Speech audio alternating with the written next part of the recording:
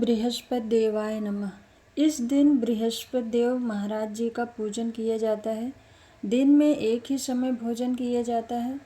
पीले वस्त्र धारण करें, पीले पुष्पों को धारण करें। भोजन भी पीले चने की दाल का होना चाहिए। नमक नहीं खाना चाहिए। पीले रंग का फूल, चने की दाल, पीले कपड़े तथा पीले चंदन से पूजन करना चाहिए।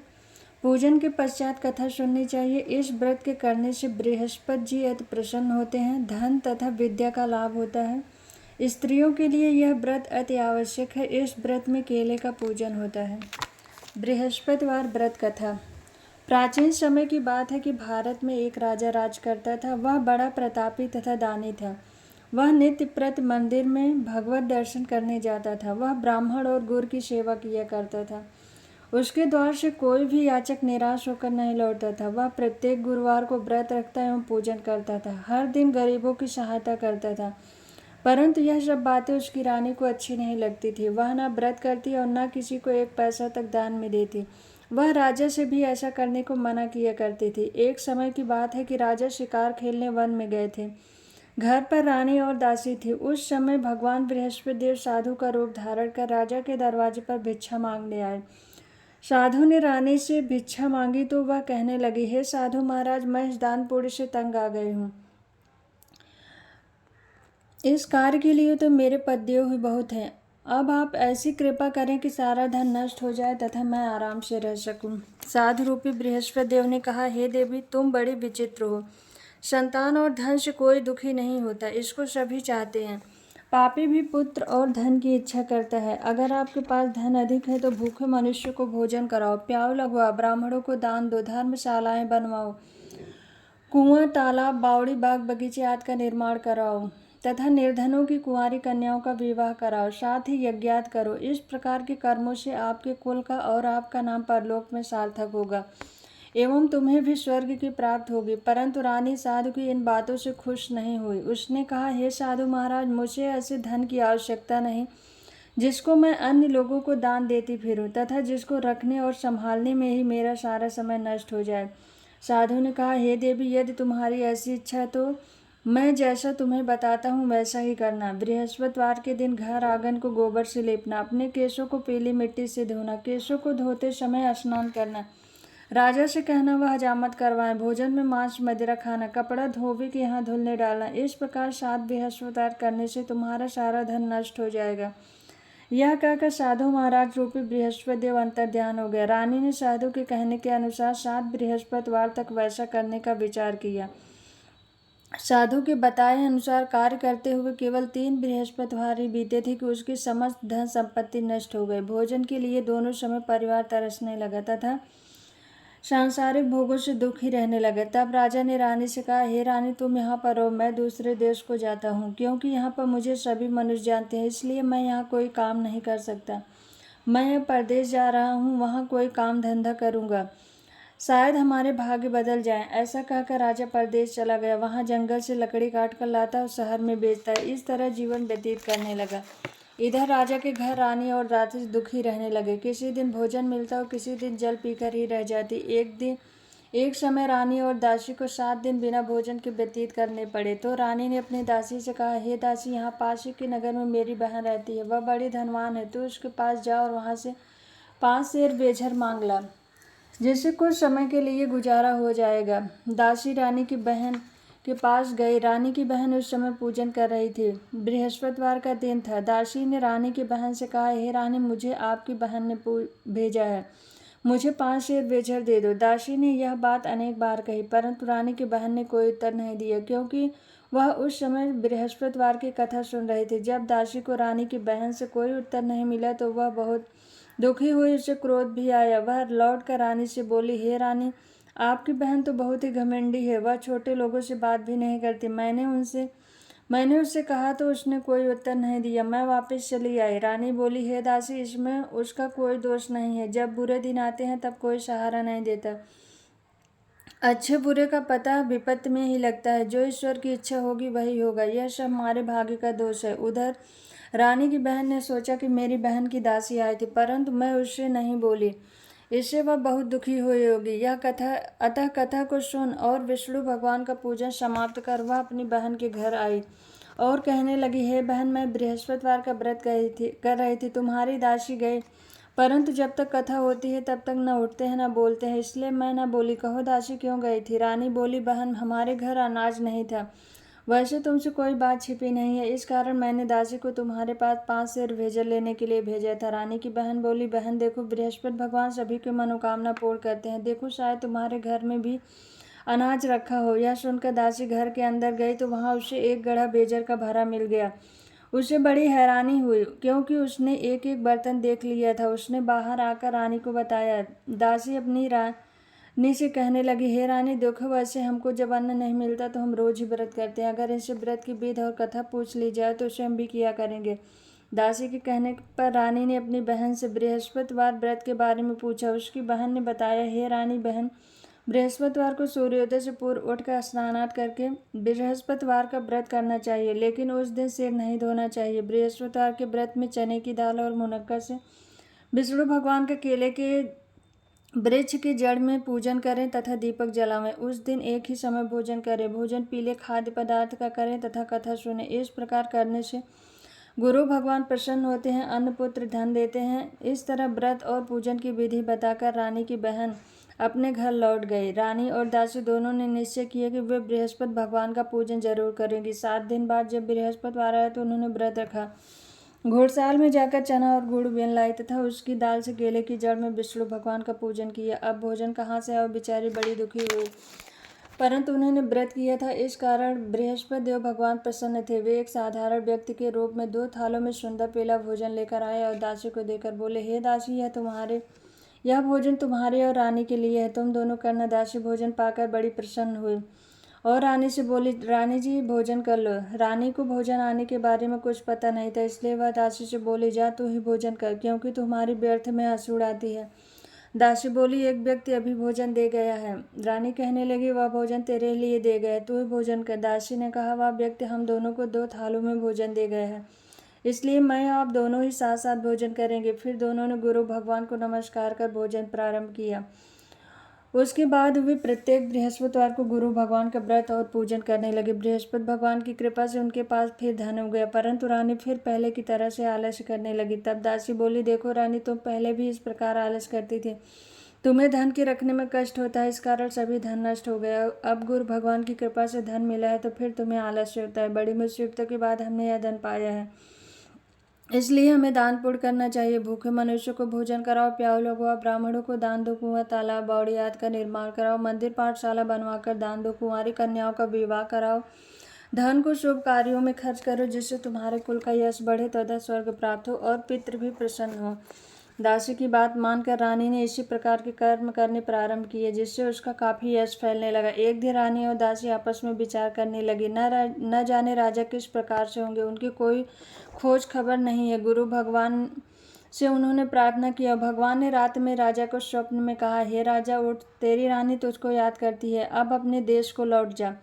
राजा प्रातःकाल उठकर जंगल से लकड़ियां काट कर लाने के लिए जंगल की ओर चल पड़ा। जंगल से गुजरते हुए वह सोचने लगा, रानी की गलती से कितने दुख भोगने पड़े। राजपाट छोड़कर उसे जंगल में आकर रहना पड़ा। जंगल से लकड़ियां काटकर उन्हें बेचकर गुजारा करना पड़ा। उसी समय उस जंगल में बृहस्पति देव साधु का रूप धारण कर आए और राजा के पास आकर बोले, हे लकड़हारे, तुम इस सुनसान जंगल में किस चिंता में बैठे हो, मुझे बतलाओ। यह सुन राजा के नेत्रों में जल भराया और साधु की वंदना कर बोला, हे प्रभु, आप सब कुछ जानने वाले हो। इतना कर राजा ने साधु को अपनी संपूर्ण कहानी सुना दी।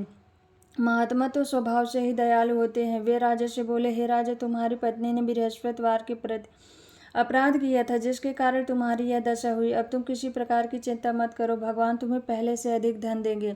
देखो, तुम्हारी स्त्री ने बृहस्पतिवार का व्रत करना प्रारंभ कर दिया है। अब तुम भी बृहस्पतिवार का व्रत करके चने की दाल, गुड़ व जल को लोटे में डाल केले का पूजन करो, फिर कथा कहो और सुनो, भगवान तुम्हारी सभी मनोकामनाओं को पूर्ण करेंगे। साधु को प्रसन्न देखकर राजा बोले, हे प्रभु, मुझे लकड़ी बेचकर इतना पैसा नहीं मिलता जिससे भोजन करने के उपरांत कुछ बचा सकूं। मैंने रात में अपनी रानी को व्याकुल देखा है, मेरे पास कुछ भी नहीं जिससे उसकी खबर जान सकूं।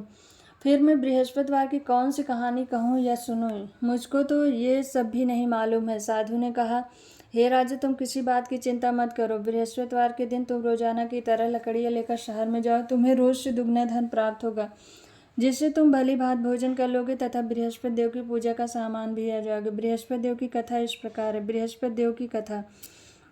प्राचीन काल में एक बहुत ही निर्धन ब्राह्मण था। उसकी कोई संतान नहीं थी। वह नित्य पूजा पाठ किया करता था, परंतु उसकी स्त्री बहुत मलिनता के साथ रहती थी। वह न स्नान करती, न किसी देवता का पूजन करती। प्रातःकाल उठते ही सर्वप्रथम भोजन करती, बाद में कोई अन्य कार्य करती थी। ब्राह्मण देवता बहुत दुखी रहते थे। पत्नी को बहुत समझाते, किंतु उसकी समझ में कोई बात नहीं आती थी। भगवान की अनुकंपा से एक समय ब्राह्मण की स्त्री गर्भवती हुई 10वें महीने एक सुंदर कन्या को जन्म दिया। निर्धन ब्राह्मण कन्या के जन्म से बहुत दुखी हुआ। धीरे धीरे ब्राह्मण की कन्या बड़ी होने लगी। बचपन से ही उस कन्या की रुचि भगवान विष्णु की पूजा में थी। वह प्रातः उठते ही स्नानात करके भगवान विष्णु की पूजा करने मंदिर में जाती थी। बृहस्पतिवार को व्रत करके विधिवत पूजा पाठ किया करती थी। पूजा पाठ के बाद वह पढ़ने के लिए पाठशाला में जाती थी। घर से चलते हुए वह मुट्ठी भर जौ साथ लेकर जाती थी और पाठशाला के रास्ते में थोड़े थोड़े जौ गिराती जाती थी। जब वह पाठशाला से घर लौटी थी, जौ के वह दाने सोने में बदले हुए मिलते थे। लड़की सभी सोने के दाने बीन लाती थी। एक दिन जब वह सोने के दानों को साफ कर रही थी, उसकी माँ ने कहा, बेटी, सोने के दाने साफ करने के लिए सोने का सूप भी होना चाहिए। अगले दिन बृहस्पतिवार था। उसने भगवान बृहस्पति देव की पूजा करते हुए प्रार्थना की, हे भगवान, यदि मैंने आपका विधिवत व्रत किया है तो मुझे सोने का सूप दे दो। भगवान बृहस्पति देव ने उसकी मनोकामना पूरी करने का वचन दिया। पाठशाला से लौटते समय उसे रास्ते में सोने का सूप पड़ा हुआ मिला। घर लौटकर सोने का सूप अपनी माँ को दिखाकर वह सोने के दाने साफ करने लगे। उसी समय नगर का राजकुमार उसके घर के पास से गुजरा। उस सुंदर लड़की को सोने के सूप में जौ साफ करते देख राजकुमार उस पर मोहित हो गया। महल में लौटकर राजकुमार ने राजा से उस लड़की से विवाह करने की इच्छा प्रकट की, तो राजा ने ब्राह्मण को महल में बुलाकर राजकुमार से उस लड़की के विवाह की बात कही। ब्राह्मण तैयार हो गया। धूमधाम से उस लड़की का विवाह राजकुमार से हो गया। दुल्हन बनकर ब्राह्मण की लड़की महल में चली गई। लड़की के चले जाने से ब्राह्मण फिर निर्धन हो गया। उसे कई कई दिन भोजन भी नहीं मिलता था। बहुत दुखी होकर ब्राह्मण एक दिन अपनी लड़की के पास गया। अपने पिता से निर्धनता का समाचार सुनकर उसे बहुत सा धन देकर पिता को विदा किया। उस धन से ब्राह्मण के कुछ दिन तो आराम से गुजर गए, लेकिन जल्द ही भूखों मरने की हालत हो गई। ब्राह्मण अपनी लड़की से धन लेने के लिए फिर महल में पहुंचा। लड़की ने पिता की बुरी हालत देखकर कहा, पिताजी, आखिर आप कब तक मुझसे धन लेकर जीवन यापन करेंगे? आप कोई ऐसा उपाय क्यों नहीं करते जिससे आपका घर धन संपत्ति से भर जाए? ब्राह्मण ने कहा, मैंने तेरी माँ को बहुत समझा लिया, पर उसकी समझ में कुछ नहीं आता। उसका फूहड़पन नष्ट हो तो घर की निर्धनता भी दूर हो जाए। तब कुछ सोचकर लड़की ने पिता से कहा, पिताजी, आप कुछ दिनों के लिए माँ को मेरे पास छोड़ जाओ। तब कुछ सोचकर ब्राह्मण पत्नी को लड़की के पास महल में छोड़ आया। लड़की ने अपनी माँ से कहा, माँ, तुम प्रातःकाल उठकर स्नानात करके भगवान बृहस्पति देव की पूजा अवश्य करना। पूजा करने से तुम्हारी निर्धनता दूर हो जाएगी। लेकिन उसकी माँ ने उसकी कोई भी बात नहीं मानी। तब क्रोधित होकर लड़की ने अपनी माँ को एक कक्ष में बंद कर दिया। सूर्योदय के समय माँ को उठाकर जबरदस्ती उसे स्नान कराया, फिर मंदिर में ले जाकर भगवान बृहस्पति देव की पूजा कराई। कुछ दिनों तक ऐसा करने से माँ की बुद्धि में परिवर्तन हुआ। वह स्वयं बृहस्पतिवार का व्रत रखने लगे। उसके व्रत रखने से ब्राह्मण के घर में भगवान विष्णु की अनुकंपा से धन की वर्षा होने लगी। दोनों पति पत्नी धन संपत्ति पाकर आनंद पूर्वक जीवन यापन करते हुए विष्णु धाम को चले गए। लकड़हारा बने राजा ने उन साधु से भगवान बृहस्पति देव की यह कथा सुनकर बृहस्पतिवार का व्रत करके भगवान विष्णु की पूजा की। उस दिन से उसके सभी क्लेश दूर हो गए। लेकिन अगले बृहस्पतिवार को कामकाज में अधिक व्यस्त रहने के कारण उसने भगवान बृहस्पति देव का व्रत नहीं किया। भगवान बृहस्पति देव लकड़हारे से क्रोधित हो गए और उसे भूल की सजा दी। उस दिन नगर के राजा ने नगर में घोषणा करके सबको सूचित किया, प्रत्येक नागरिक मेरे महल में भोजन करने आए। जो नहीं आएगा उसे अपराधी मानकर भारी दंड दिया जाएगा। लकड़हारा बने राजा ने उस नगर के राजा की घोषणा तो सुनी, लेकिन जंगल से लकड़ी काट कर लाने और उन्हें बेचने में देर हो जाने के कारण वह समय से महल में भोजन करने नहीं जा सका। अतः राजा के सैनिक लकड़हारे को पकड़कर महल में ले गए। राजा ने उसे महल के एक कक्ष में बैठाकर भोजन कराया। उस कक्ष में एक खूंटी पर स्वरानी का सोने का हार लटका हुआ था। लकड़हारा अकेला उस कक्ष में भोजन कर रहा था। तभी उसने एक आश्चर्यजनक घटना घटती देखी। देखते ही देखते वह खूंटी हार को निकल गई। थोड़ी देर के बाद राजा ने हार को गायब देखा तो लकड़हारे को कारागार में दड़वा दिया। लकड़हारा मन ही मन अपने भाग्य को कोसने लगा। तभी उसे जंगल में मिले साधु का स्मरण हो रहा है। थोड़ी देर में भगवान बृहस्पतिदेव सन्यासी के रूप में उसके सामने प्रकट हुए और कहा, हे लकड़हारे, तूने भगवान बृहस्पतिदेव की पूजा नहीं की, इसी कारण तुम्हें कष्ट हुआ है। लेकिन अब चिंता मत करो, भगवान बृहस्पतिवार के दिन कारागार के दरवाजे पर तुम्हें कुछ पैसे पड़े हुए मिलेंगे। उन पैसों से भगवान बृहस्पतिदेव का व्रत करके उनकी पूजा करोगे तो तुम्हारे सब दुख नष्ट हो जाएंगे। बृहस्पतिवार के दिन दरवाजे पर पड़े पैसे से चने और गुड़ मंगाकर लकड़हारे ने बृहस्पतिवार की कथा कही तो भगवान बृहस्पतिदेव ने प्रसन्न होकर उस नगर के राजा को स्वप्न में लकड़हारे को कारागार से मुक्त करने को कहा। सुबह राजा ने अपने कक्ष में आकर देखा तो खूंटी पर रानी का हार टंगा हुआ था। राजा ने लकड़हारे को मुक्त कर दिया और उसे धन और आभूषण देकर विदा किया। लकड़हारा बना राजा उस नगर से चलकर अपने नगर में पहुंचा तो उस नगर में कुएं, धर्मशाला, बाग बगीचे देखकर बहुत प्रसन्न हुआ। राजा ने किसी से पूछा, ये कुएं, धर्मशालाएं किसने बनवाई हैं? सबने उसे बताया कि ये सब रानी और दासी ने बनवाए हैं। राजा महल में पहुंचा तो रानी ने उनका भव्य स्वागत किया। तब राजा ने निश्चय किया कि सप्ताह में एक बार तो सभी बृहस्पतिदेव का व्रत तथा पूजन करते हैं, परंतु मैं प्रतिदिन व्रत किया करूंगा तथा दिन में 3 बार कथा कहा करूंगा। अब राजा हर समय दुशाले में चने की दाल बांधे रहता तथा दिन में 3 बार बृहस्पतिदेव की कथा कहता। कुछ दिनों के बाद राजा को अपनी बहन की याद आई। एक दिन घोड़े पर सवार होकर राजा अपनी बहन से मिलने चल दिया। अभी राजा नगर के बाहर ही पहुंचा था कि उसने कुछ लोगों को एक शव को ले जाते हुए देखा। राजा को स्मरण आया कि आज उसने किसी को बृहस्पतिवार की व्रत कथा नहीं सुनाई। राजा ने उन लोगों को रोककर कहा, भाइयों, आप शव को ले जाने से पहले मुझसे बृहस्पतिवार की कथा सुन ले। लोगों ने राजा पर क्रोधित होते हुए कहा, तुम पागल तो नहीं हो? लेकिन कुछ बड़े बूढ़े लोगों ने कहा, अच्छा भाई, साथ में चलते चलते तुम अपनी कथा भी सुना लो। राजा ने चलते हुए आधी कथा ही सुनाई की थी कि शव हिलने लगा। राजा की पूरी कथा सुनाते ही शव उठकर बैठ गया। लोगों ने हैरानी से दांतों तले उंगली दबाई और अगले बृहस्पतिवार से भगवान बृहस्पतिदेव का व्रत करने तथा कथा सुनने का निश्चय कर लिया। अब घोड़े पर सवार राजा चलते हुए एक किसान के पास पहुंचा। किसान अपने खेत में हल चला रहा था। राजा ने कहा, अरे भाई, मुझसे बृहस्पतिवार की कथा सुन लो। किसान झुंझलाकर बोला, अरे भाई, देख नहीं रहे, जितनी देर तक तुम्हारी कथा सुनूंगा उतनी देर में तो पूरे खेत में हल चला लूंगा। राजा निराश होकर चलने लगा। तभी किसान के बैल लड़खड़ाकर जमीन पर जा गिरे। किसान के पेट में भी जोरों का दर्द होने लगा। उस समय किसान की पत्नी जब खाना लेकर आई तो उसने किसान से इस बारे में पूछा। किसान ने घुड़सवार की पूरी कहानी सुनाई। किसान की पत्नी दौड़ती हुई राजा के पास पहुंचकर हाथ जोड़कर बोली, भैया, मैं तुम्हारी कथा सुनने को तैयार हूँ। राजा ने उसके साथ खेत पर पहुंचकर बृहस्पतिवार की कथा सुनाई। तभी बैल उठकर खड़े हो गए। किसान के पेट का दर्द भी तुरंत ठीक हो गया। राजा अपनी बहन के घर पहुंचा तो उसकी बहुत आवभगत हुई। अगले दिन सुबह उठकर राजा ने देखा कि घर के सभी लोग भोजन कर रहे हैं। किसी भूखे को बृहस्पतिवार की कथा सुनाए बिना राजा भोजन नहीं करता। उसने बहन से कहा, बहन, क्या घर में ऐसा कोई व्यक्ति है जिसने अभी तक भोजन नहीं किया हो? उसकी बहन बोली, भैया, हमारे घर में तो क्या, आपको पूरे नगर में कोई ऐसा व्यक्ति नहीं मिलेगा जिसने सुबह सुबह भोजन नहीं किया हो। तब राजा ने बहन के घर से निकलकर उस नगर में बिना भोजन किए व्यक्ति की तलाश की। एक गडेरिये के घर में उसका बेटा बीमार होने के कारण भूखा रह गया था। राजा ने उसको जाकर बृहस्पतिवार की कथा सुनाई। कथा सुनते सुनते गडेरिये का बीमार बेटा बिल्कुल ठीक हो गया। सबने राजा की बहुत प्रशंसा की। एक दिन राजा ने अपनी बहन से कहा, बहन, अब हम अपने घर जाना चाहते हैं, तुम भी हमारे साथ चलो, कुछ दिन वहाँ रहकर लौट आना।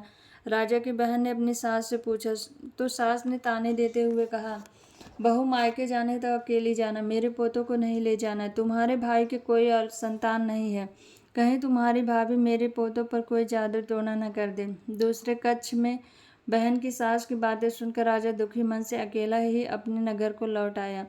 रानी ने राजा से कहा, आप तो अपनी बहन को साथ लाने की बात कहकर गए थे, फिर बहन को साथ क्यों नहीं लाए? तब राजा ने दुखी होते हुए कहा, रानी, हम 3 ही संतान हैं, हमारे घर कोई आना पसंद नहीं करता है। रानी ने राजा को समझाया, हे प्राणनाथ, हमें बृहस्पति देव ने यह सब कुछ दिया है, अब भगवान बृहस्पति देव हमें संतान भी अवश्य देंगे। बृहस्पतिवार को विधिवत व्रत करते हुए राजा रानी ने भगवान बृहस्पति देव से संतान के लिए प्रार्थना की। कुछ दिनों के बाद उन्होंने स्वप्न में दर्शन देते हुए कहा, हे राजन, तेरी मनोकामना अवश्य पूरी होगी। 1 सप्ताह बाद ही रानी गर्भवती हो गई। 10वें महीने रानी ने एक सुंदर पुत्र को जन्म दिया। राजा रानी जीवन पर्यंत बृहस्पतिवार का व्रत करते रहे। उनके घर में धन की वर्षा होती रही। इस तरह आनंद पूर्वक जीवन यापन करते हुए राजा रानी भगवान बृहस्पति देव की अनुकंपा से मोक्ष को प्राप्त करके सीधे बैकुंठ धाम चले गए। बृहस्पतिवार को विधिवत व्रत करके जो स्त्री पुरुष भगवान विष्णु की पूजा करते हैं, भगवान उनकी समस्त मनोकामनाएं पूर्ण करते हैं। आरती बृहस्पति देव की। ओम जय बृहस्पति देवा, ओम जय बृहस्पति देवा, छिन छिन भोग लगाऊं कदली फल मेवा। ओम जय बृहस्पति देवा, तुम पूर्ण परमात्मा, तुम अंतर्यामी, जगत पिता जगदीश्वर, तुम सबके स्वामी। ओम जय बृहस्पति देवा, चरणामृत निज निर्मल, सब पातक हरता, सकल मनोरथ दायक, कृपा करो भरता। ओम जय बृहस्पति देवा, तन मन धन अर्पण कर, जो जन शरण पड़े, प्रभु प्रकट तब हो कर, आकर द्वार खड़े। ओम जय बृहस्पति देवा, दीन दयाल दयानिधि, भक्तन हितकारी, पाप दोष सब हरता, भव बंधन हारी। ओम जय बृहस्पति देवा, सकल मनोरथ दायक, सब संशय टारी, विषय विकार मिटाओ, संतन सुखकारी। ओम जय बृहस्पति देवा, जो कोई आरती तेरी प्रेम सहित गावे, ज्येष्ठानंद आनंद नंद सो निश्चय पावे। ओम जय बृहस्पति देवा। बोलो बृहस्पति देव भगवान की जय।